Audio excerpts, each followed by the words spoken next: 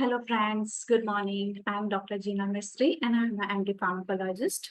So today's webinar topic is the antimicrobial therapy, a general principle. I'm choosing this topic just because of the raising the antimicrobial resistance in India so high, and it's many of the factors which affecting the antimicrobial resistance, like irrational prescribing, right? Then not necessary or unnecessary antibiotic without any indications, or when the narrow spectrum is enough to cure or treat the infection, still there is the higher antibiotic like broader spectrum antibiotic are used, and many of the reasons which causing the antimicrobial resistance in India now. So India is the one of the highest ranking country for this antimicrobial resistance. So I am choosing this antimicrobial series of upcoming YouTube videos. So I really want to aware the every healthcare personality to educate about the antimicrobial, what is the antimicrobial and how it is the important. So welcome to my YouTube channels, and I'm continue with the today's topic, antimicrobial therapy, a general principles. So first, I'm dividing this six of the topic. It is the really lengthy topic, so I'm dividing the first in the introduction part, types and goals and pharmacokinetics in the part A of that this video, and part B containing the impact of that susceptibility testing, dose selection, and how the mechanism of resistance can occur.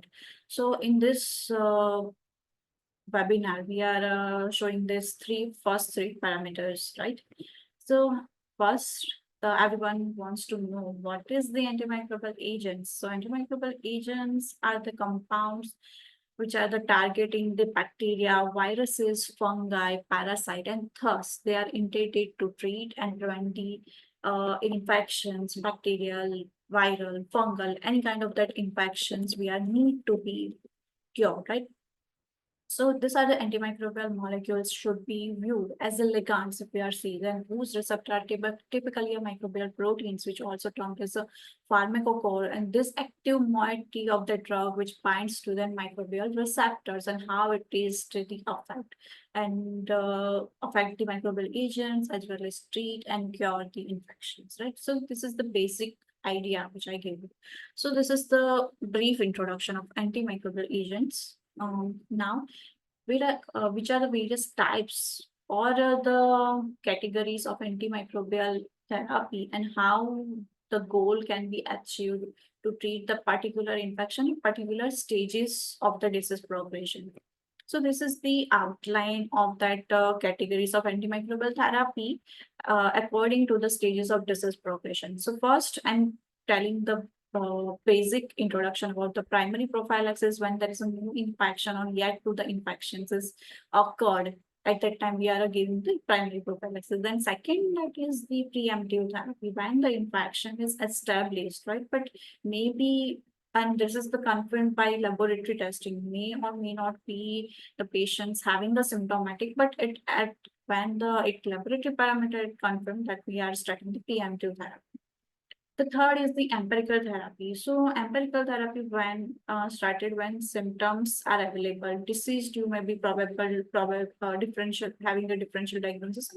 You have diagnosed particular disease on the and at that time but yeah, culture and susceptibility testing are not uh, result are showing some pathogens or any pathogen isolated by culture and sensitivity at that time. As per symptomatic and as per the disease diagnosis, they are treating as per empirical therapy. The fourth one, that is the definitive therapy. In the definitive therapy, the pathogen is isolated by culture and sensitivity testing, right? That is the anti-biogram, which is a microbiological analysis. At that time, we are starting the definitive therapy. And the last, that is the suppressive or secondary prophylaxis. In that category of the antimicrobial therapy, there is the resolution. That means the disease are eradicated but not completely cured. At that time, we are using the secondary or suppressive prophylaxis. So I'm giving the in detail about the each of the categories in further slides. So first, that is the primary prophylaxis. So primary prophylaxis, I already mentioned when to give. So it is when that ad, uh, when prophylaxis involves the administering of antibiotic to the patients who are yet not infected or have not yet developed the disease. At that time, we are starting the primary prophylaxis. So what is the goal? To prevent the first episode of infections, right? Point to be noted, first episode of infection in patient without evidence of infection. This is the goal of particular primary prophylaxis. So we are reserved the primary, not we give every person to the, every patients to the primary prophylaxis, but have the significant population, like those patients who are, we are reserved, the primary prophylaxis should be reserved for the patients who are have a significant risk using the antibiotic of the narrowest appropriate spectrum for the shortest durations appropriate to provide the adequate protection. So at that time, we are reserving that prophylaxis for this kind of the patients, right? So I'm giving in at that time we are need to in which kind of the patients we are giving to the primary prophylaxis. So first that is a perioperative period, second is a primary infection.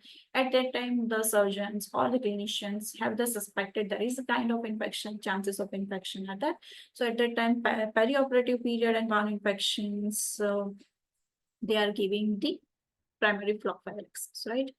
So uh, some of that advanced therapy. What in that? So in the primary prophylaxis may be initiated several days in the advance, like in case of surgical procedures like cardiac surgery, orthopedic surgery, surgical procedures. At that time, the intranasal mupirocin and the topical chlorhexidine gluconate bath to reduce the burden of Staphylococcus aureus infections, right, in the cardiac and orthopedic surgeries. So at that time, we are using this kind of that prophylaxis for prevention the infection. So the second thing, the next thing is the how and when the dose administered and at what time we are redosing the dose. So I'm ideally should be 60 minute, 60, right? 60 minute prior to the surgical incision, not the surgical procedure started, but yes, first surgical incision we are put in the patient at that time. 60 minutes prior, we are initiated the primary prophylaxis of antimicrobial dosing and they are giving the local drug concentrations, this local drug concentration above the minimum inhibitory concentration of the likely pathogen at the time of incision. So, and the redosing according to the half-life of drug, they are repeated because that according to the half-life, we are redosing because the first dose effect are maybe the gone, and at that time we are need to be repeated the antimicrobial dosing, right? And I'm giving some example like beta-lactam antibiotic, they have short half-life. So this should be redose interval of 2 times the according the half-life, right? So this is the importance of dosing and redosing. Then common infective pathogens, right? Most common pathogens in the surgical procedure, like clean surgery. If you are say that clean surgery having the example of a staphylococci, specifically Staphylococcus aureus, coagulase negative Staphylococcus. Second, that is the clean contaminated surgery, right? So in the over the abdomen, pelvis. In the same important, that is the chances of enterococcal infections, gram-negative roots are commonly present in that particular infections, right? Some of that immunocompromised patient, those who were in the HIV/AIDS, those having the post-solid organ transplantation, like liver transplantation, heart transplantation, right? So at that time, anti-rejection immunosuppressions are should be given to the patients, right? So this at the particular patients having the like in HIV, there is the chances of the CD4 count increasing, right? Or maybe CD4 count sorry, in HIV-related immunosuppression, maybe CD4 count maybe falls below the 200 cells per cubic mm and may be discontinued with the sustained increase in CD4 count above the threshold in response to antiretroviral therapy. So prophylaxis are given to that particular patients when there is the chances of infections are high. In that case, if there is the particular infections are cured, then it should be a primary prophylaxis should be discontinued also. Okay. So what is the one terminology I said that is the pre-exposure prophylaxis. So what is that? So in that pre-exposure prophylaxis, like various primary prophylaxis is termed pre-exposure prophylaxis also, and it is employed in the patients, those who are have an increased risk of contracting the HIV infection. I'm saying that HIV, some patient if HIV and that having a partner, right? So there are also chances of spreading that infection to that couple, that particular partner also. So we are also give that pre-exposure prophylaxis to that partners also, right? In that HIV serodiscordant couple, or reduce the risk of transmission when they are a status of sexual partner is not known. So at that time we are giving the pre-exposure prophylaxis also. So this is the outlook and the outline of the primary prophylaxis. That is the basic idea when it is given, what is the goal, result, dosing, redosing, commonly infected pathogen, surgical procedures, which kind of the prophylaxis given in the immunocompromised patient, and what are the various pre-exposure prophylaxis. So this is the outline of primary prophylaxis. The next category is the preemptive therapy. So what is that? What is the preemptive therapy?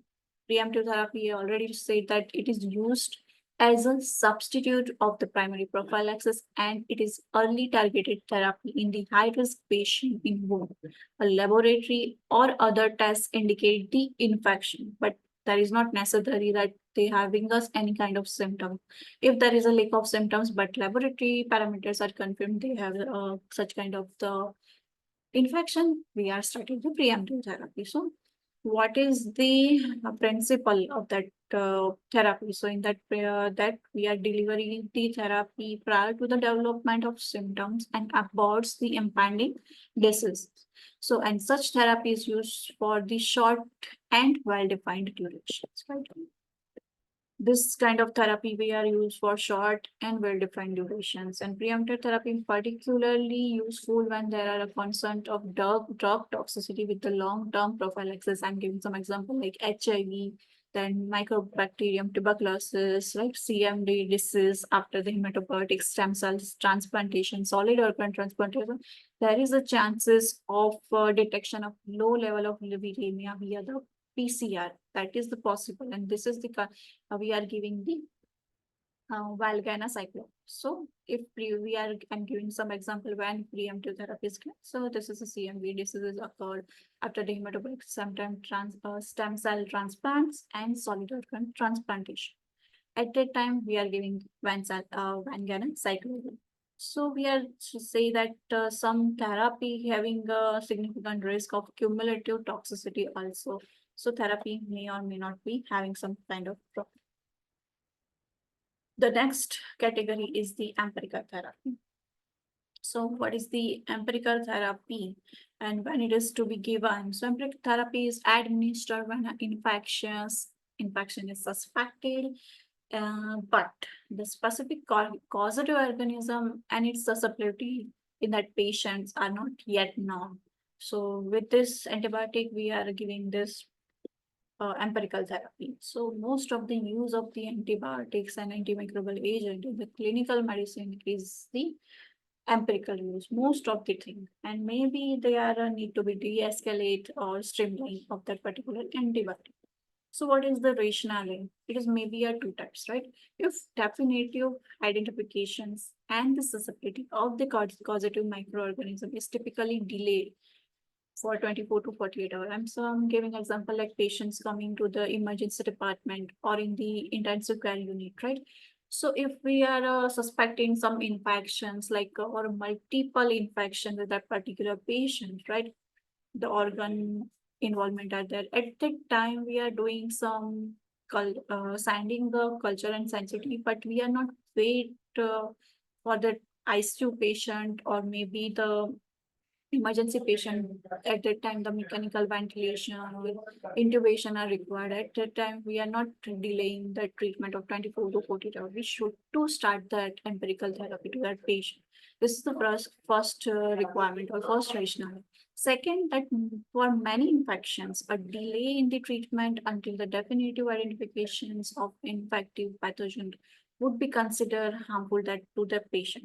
Like I'm already discussing the first time, if there is patient having a multiple infection in that, and if we are waiting for that culture and sensitivity report and not starting the antibiotic at that time, there is a chances of harm to the patients also. At that time we are should to be starting the empirical therapy. So I'll already mention in first, right, most of the antibiotic therapy are used in the clinical medicine is the empirical based, right? Combination antibiotic concept are that, like in some cases like it may be necessary to use the combination of that antibiotic to achieve the target adequate spectrum of that activity for empirical coverage of that likely pathogen. So at that time better to use a combination therapy rather than the monotherapy or a single agent, right?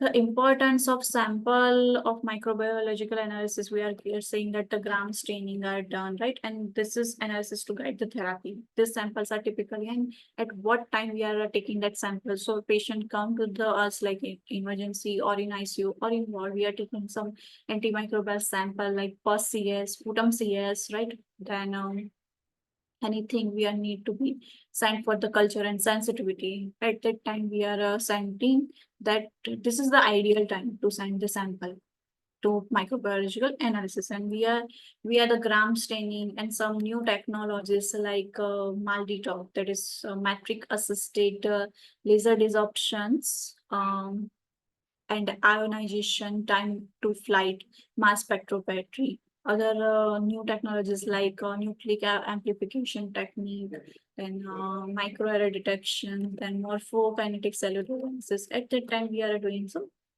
analysis of empirical therapy. So next category, that is the definitive therapy. If in the definitive therapy, we are, what is that? So if the pathogen has been identified, susceptibility results are available, and the optimal antibiotic regimen of that patient should be selected. So at that, this is the definitive therapy.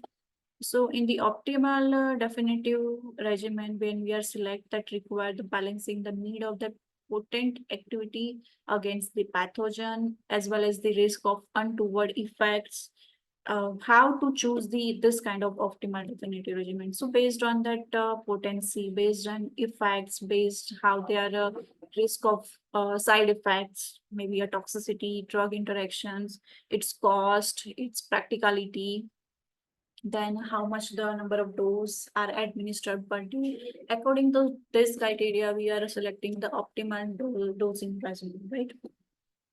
So narrow, in most of the definitive therapy, we are trying to do a narrow spectrum, starting or initiating the therapy with a narrow spectrum antibiotic rather than the broad spectrum antibiotic. Okay.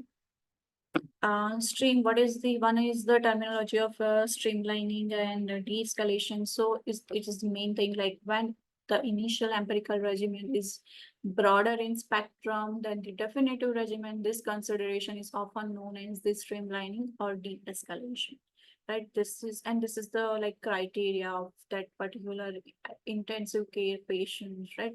There is a charting of that so at that time, we are need to check the particular patient's conditions, vitals, then parameters, lab parameters, then antibiotics. So at that time, according to the day, antimicrobial regimen are de-escalate and streamlining.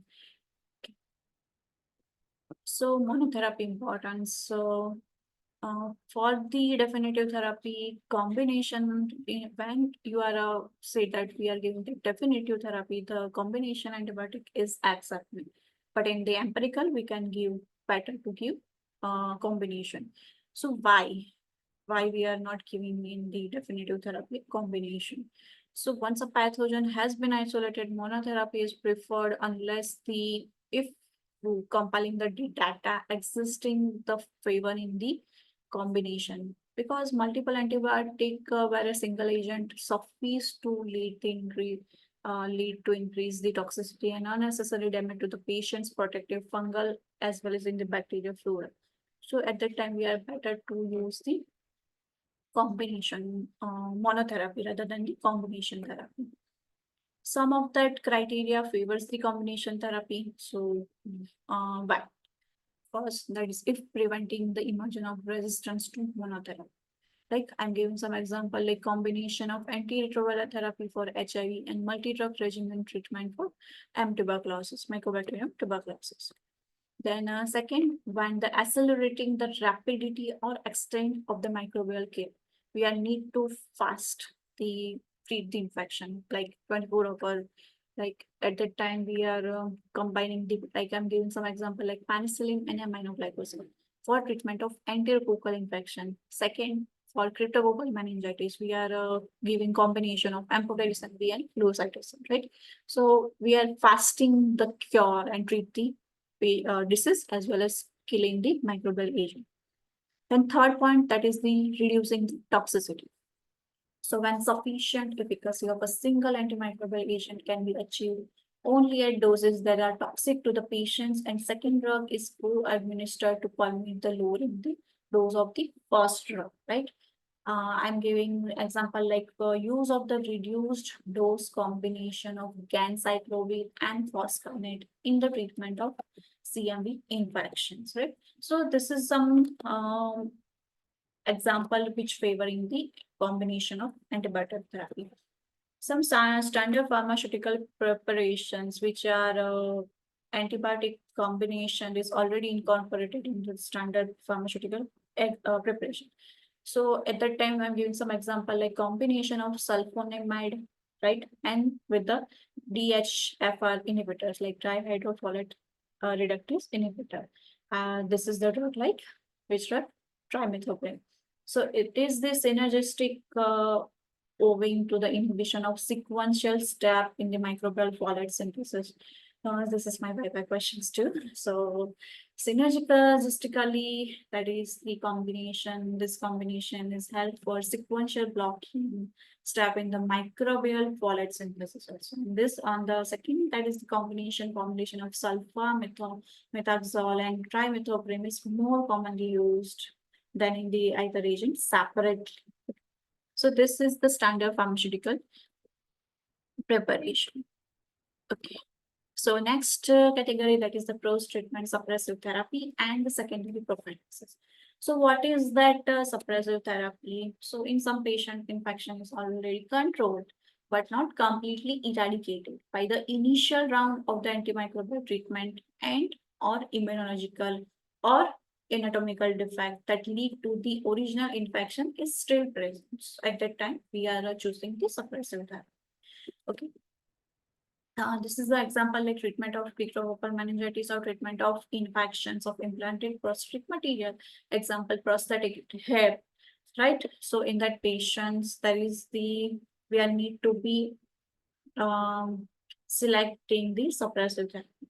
Some like immunocompromised hosts, those having the eventually discontinued this therapy due to if the patient's immune system reconstituted. Example with the sustained elevation in the HIV infected patient CD4 count. So some patient in whom pathogen eradicated may be achieved may still be candidate for ongoing antibiotic use in form of secondary prophylaxis if they are higher risk of new infections. So at that time, we are use of suppressive therapy, then risk of toxicity for prolonged use of suppressive therapy and secondary prophylaxis can be significant, right? So at that time, we are assessment of that potential discontinuation should be performed regularly in patients of HIV, tuberculosis. At that time, they are taking a longer duration of therapy, and so we need to monitoring that patients, follow up, educate them that how to stick that, and if that required that discontinue or alternative treatment, we need to be given. So this is all about the categories of that antimicrobial agent according to the stages of disease progression. The next parameter, that is the pharmacokinetic basis of antimicrobial therapy. So what is that particular antibiotic therapy on basis of pharmacokinetic, right? So I'm giving that based on the example, right? Typically a pathogen causes disease not in the whole body, right? But specific organs, right? So within the infected organ, only specific pathological compartment may be infected, right? The antibiotics are often administered orally or parenterally, far away from the site of infection, right? If I having a skin infection, I having a urinary infection like UTI, right? So at that time, if I taking some orally or parenterally, that definitely the chances of going that drug in the body and reaches to the site of like organ, and it's for in the organ there is a pathological compartment. So like taking the time, taking the reach to that particular site. So it's difficult, right? So at that time, we are choosing the antimicrobial agent for therapy. This is a crucial consideration, whether this antibiotic can penetrate to the site of infection or not. So I'm giving one example is the levofloxacin antibiotic. So it is based on the ratio of peak plasma concentration, how that levofloxacin achieve the concentration in the skin tissue, epithelial lining, and in the urine.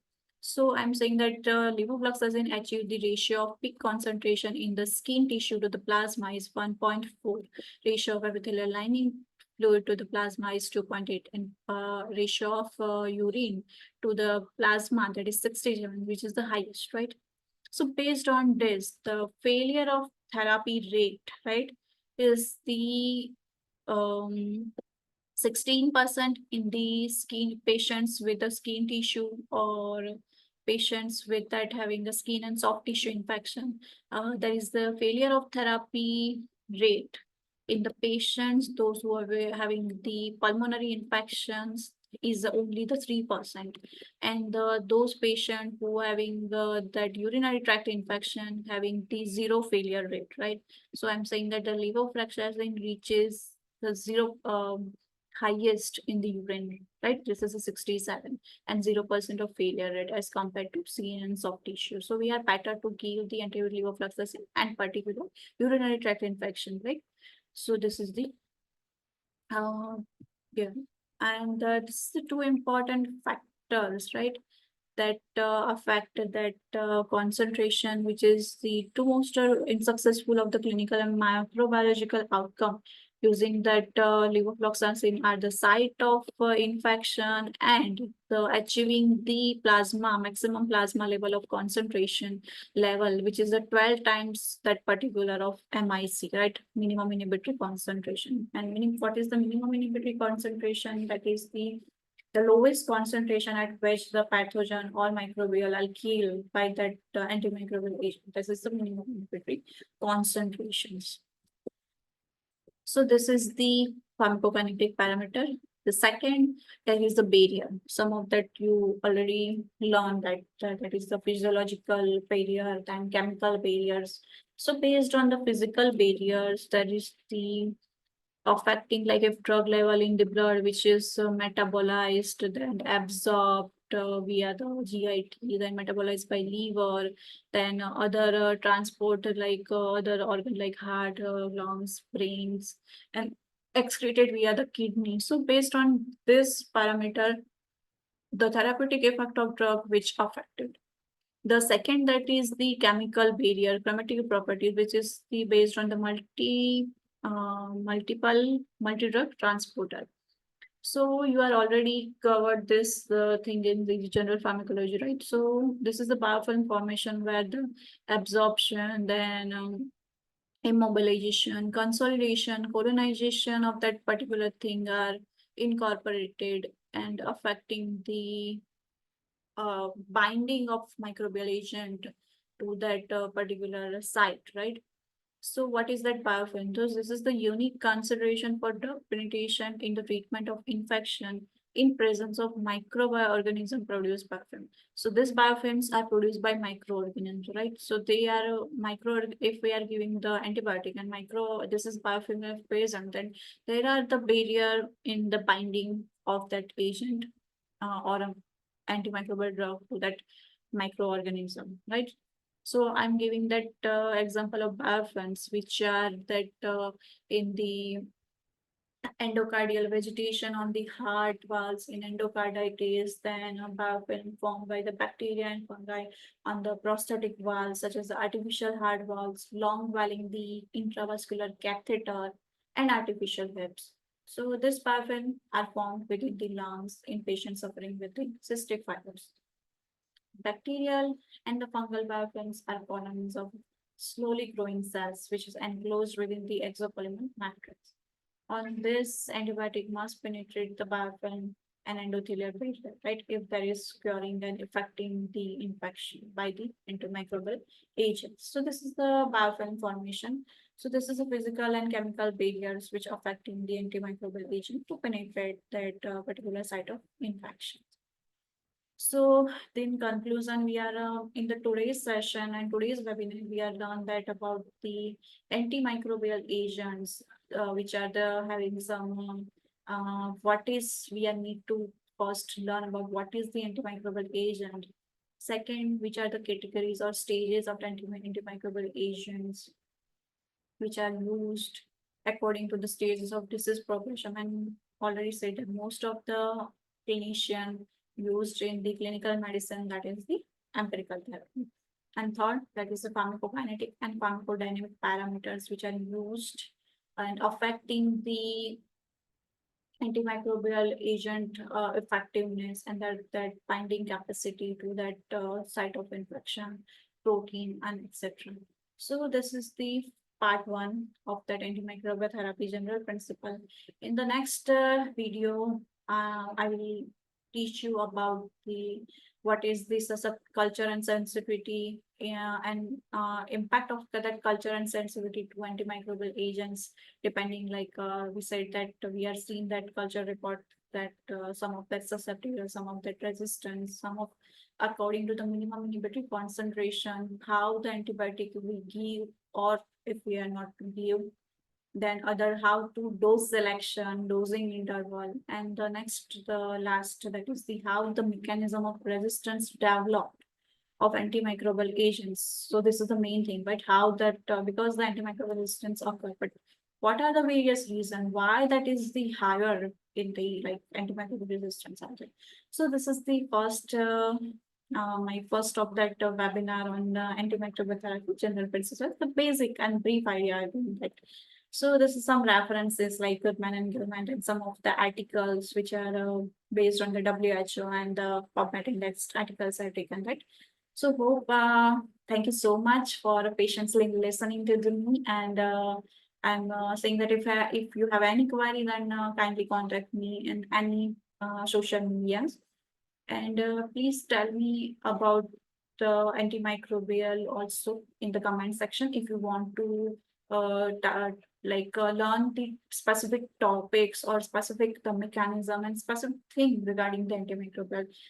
Because my goal to making this antimicrobial series is that only that I want to reducing the antimicrobial resistance in the India for spreading that awareness based on that standard references and standard books and articles which are giving some proper guideline, proper scope and proper SOP to fulfill that antimicrobial purpose, right? I am showing that lots of the antimicrobial used in the in any format, like in the pharmacist based or in the doctors also. That is maybe a irrational prescribing is one of the also factor, and also other factor which causing the antimicrobial resistance. Right. So better we are treating that patients for a cure, not rather than harm to that patient for using the antimicrobial. So this is my only aim.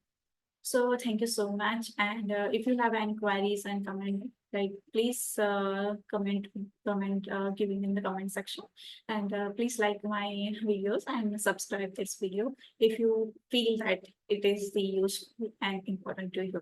So thank you so much. Bye.